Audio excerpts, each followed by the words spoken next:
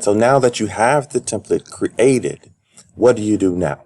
How do you actually use it? So first step, you want to name it something that you can recognize. I've simply titled mine APA template. Okay. And then when an assignment comes up and you need to use a template, you'll simply open it up and don't edit it. Don't start typing in it. Go to File, Make a Copy. And then now you rename the copy whatever assignment it's going to be. So narrative, no, let's go with research essay. Research paper, research essay. Make a copy.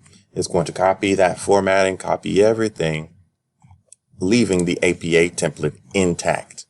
All right, so for the research essay, so we can close out the APA template. So the research essay is now what we will change. So we'll have a title here.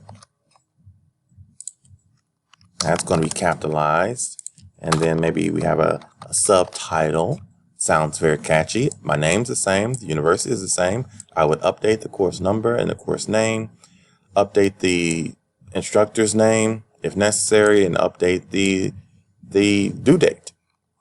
And then type the title again there, or copy and paste the title there, and then type whatever I need to type into this space.